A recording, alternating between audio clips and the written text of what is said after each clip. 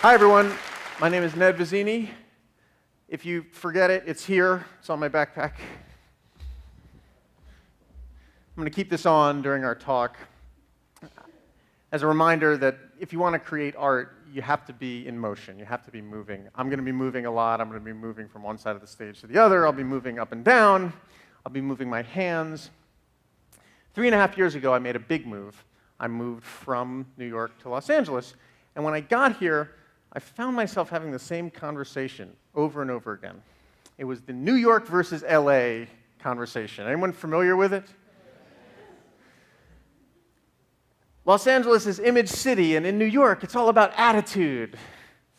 In New York, it's all about where you live, and in LA, it's about what you do. I would hear this over and over again at parties and at dinners and things. And one night, a friend of mine who had traveled the world stopped us in the middle of this conversation and said, "You guys do realize New York and Los Angeles are both in America, right? They both have McDonald's." And I'm inclined to give a similar response when people ask me about the difference between writing books and writing for film and writing for television. It's all storytelling. And the principles of storytelling don't change tremendously as you move between media. So, by the end of our time together today, you will be able to identify the fundamental storytelling building blocks of TV and film. And you'll be able to move between media in your own work. So to begin with, let's just discuss media in general for a moment. What is the fundamental unit of media? I hold that the fundamental unit of media is text. Text is the first media that we come in contact with as babies in the form of picture books.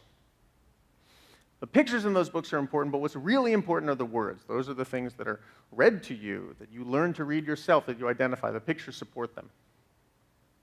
And as you get older, text continues to have a big hold in your life. It certainly had a big hold in mine. When I was 12 years old, I started reading the book Jurassic Park by Michael Crichton in the bathroom on the toilet, right? And I got so into this book that both of my legs fell asleep. And my father was banging on the door, like, "What are you doing? I need to use the bathroom." And I got up, and I collapsed. And I looked at the book at one end of the room and at my non-functioning legs, and I thought, what power? What power this text has to make my body cease to operate. And I wanted that power. I know there are some people who think that books are on their way out. Listen to this quote. "Books will soon be obsolete. It is possible to teach every branch of human knowledge with the motion picture. Our school system will be completely changed inside of 10 years. Thomas Edison said that in 1913. So for the last 100 years, people have been predicting the demise of books, but they continue to have a profound impact on our culture. And the storytelling rules of a book are applicable to all media. So let's take a look at 3 basic storytelling rules. These are, but knowing them will greatly improve your writing, whatever media you choose to work in. First of all, you have to choose between a likable protagonist or an antihero in any book, in any television show, in any film. We know that books, and when I say books, I mean everything. I mean novels, I mean memoirs, I mean biographies. They involve a hero or a heroine who goes on a journey, overcomes something, and comes out better for it at the end. And that person can be a man or a woman, a cat, a dog, a pig, but ultimately must be either a likable protagonist or an antihero. Who is the likable protagonist? Indiana Jones. I know he's a character from film, but he has been novelized many times. You're looking at one of the few people who's read the Kingdom of the Crystal Skull novel, so I can vouch for this. What do we know about Indiana Jones? Within the first 7 minutes of the movie, we know that he's a great professor. His students have crushes on him. He's also a globe-trotting adventurer who rescues artifacts from the hands of criminals and puts them in museums. What is not to like about that? If you don't like Indiana Jones, you're probably an evil person.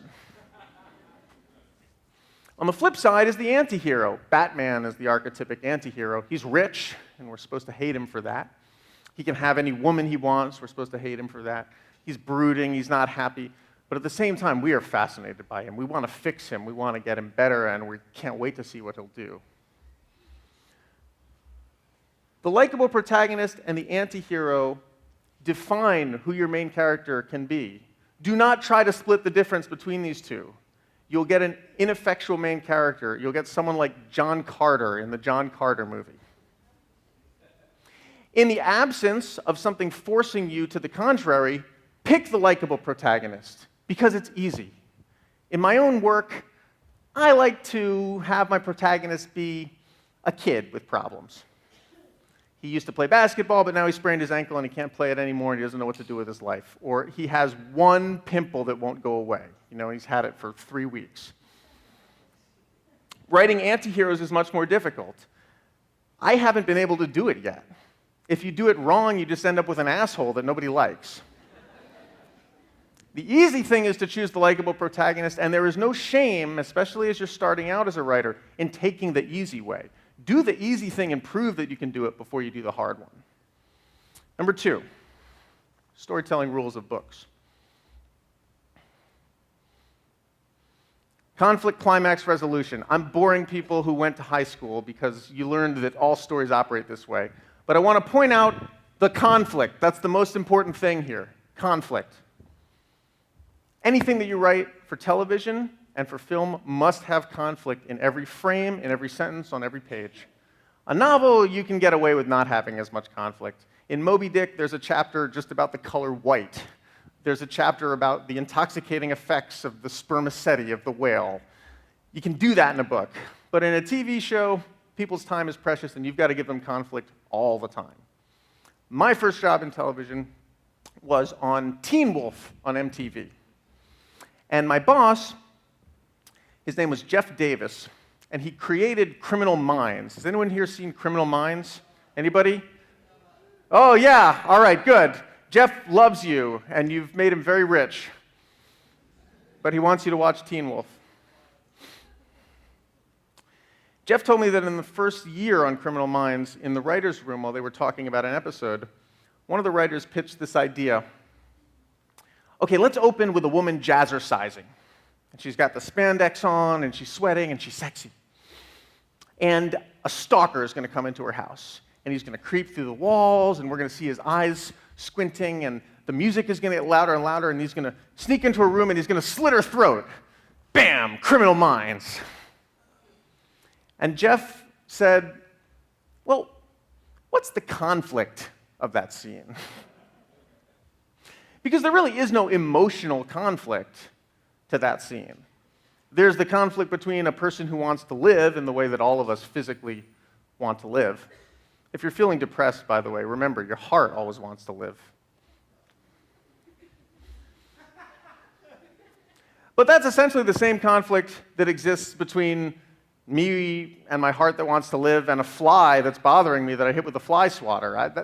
What I have just described is a person hitting a fly with a fly swatter, and nobody's watching television featuring you swatting flies. The way that you add conflict to that scene is simple. The woman jazzercising and the murderer know one another. And before she gets her throat slit, she says, "Stop, Jim, no. Think of our daughter." And later on in the episode, we'll meet the daughter. Now you've got conflict. So remember that in your own writing. Moving on.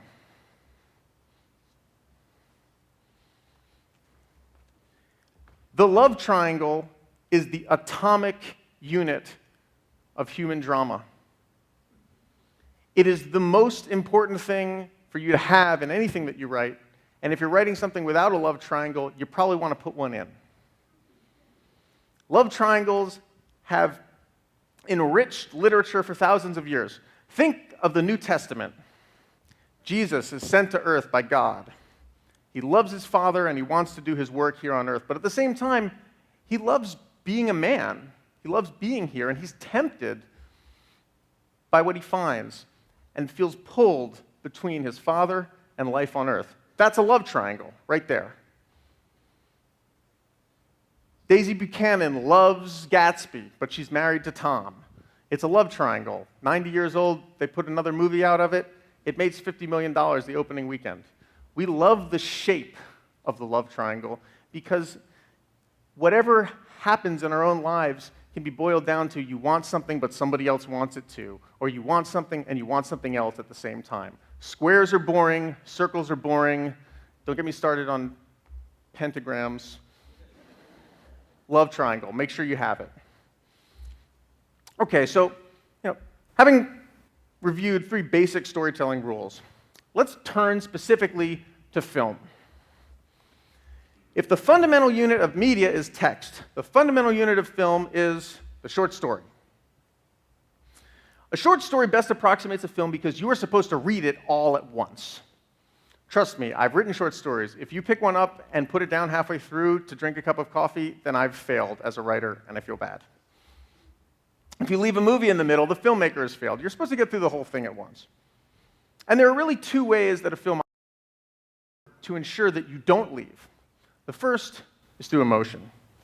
Any film is a finely tuned emotional piece of machinery. At every second, it's eliciting an emotion from you and connecting it to the one that came before and the one that comes next. 2 people meet at a party. One thinks the other's attractive. They start dating. One person realizes that the other still is in love with her ex. Tragedy.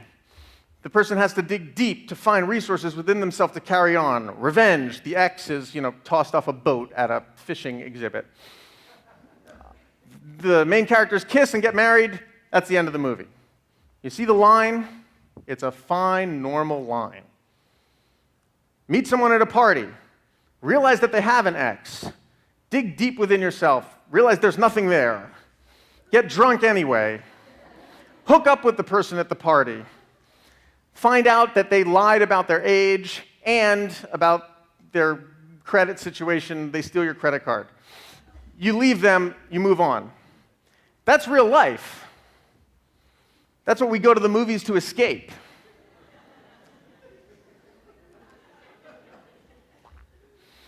So, a movie stitches together emotions in a way that creates resonance. How can you learn to do this? Take a look at the short stories. Take a look at the short stories of Raymond Carver and the short stories of A.M. Holmes. If you have not read these books, they do a fantastic job of etching a character and taking them on an emotional journey where you are carried every second of the way. Now, there's one other way that films operate on an audience to keep you in your seat, and that is through plot reversal. This is a film that didn't win any awards. I don't know if anyone remembers it. Daylight. This is the Sylvester Stallone. Yes? I heard a yes. Woo! This is the Sylvester Stallone disaster movie that takes place in a tunnel. I saw this film in the mid-'90s at the $3 Theater in New York, which was this great theater that would show old-run movies, and it only cost $3 to get in, and a lot of people were drunk or stoned in the audience, and they would yell at the screen, and that was really why you came. Now, film is a very structured format. Going into Daylight, you basically know what's going to happen. Only through slight twists can any film become unique. While we were watching Daylight, Sylvester Stallone's dog died tragically in the tunnel.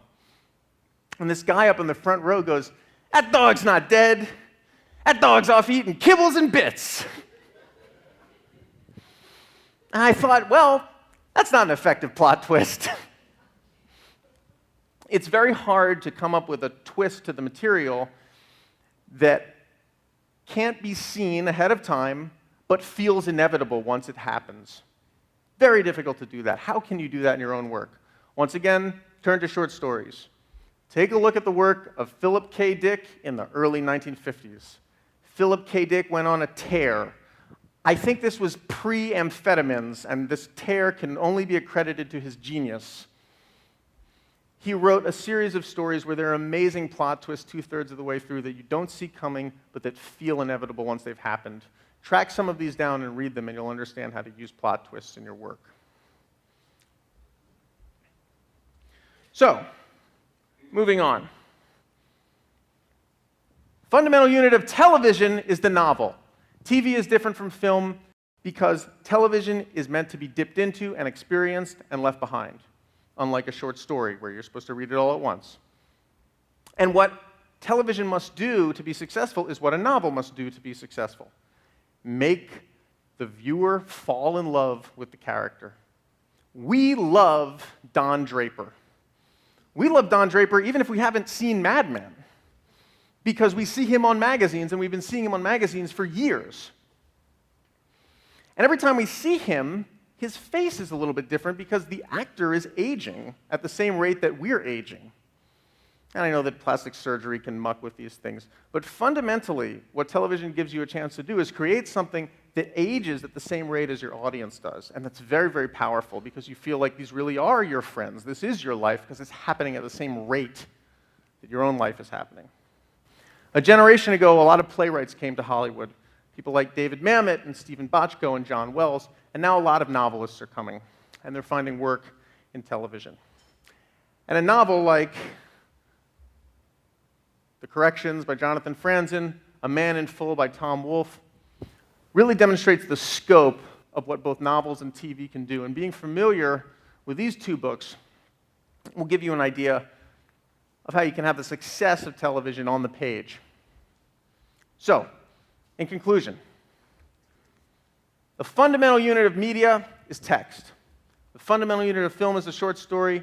The fundamental unit of television is the novel.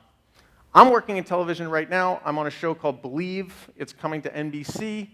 The executive producers are Mark Friedman and J.J. Abrams and Alfonso Cuarón. I met Alfonso Cuarón to try and get this job from him 2 or 3 months ago, and I told him that I'd written books.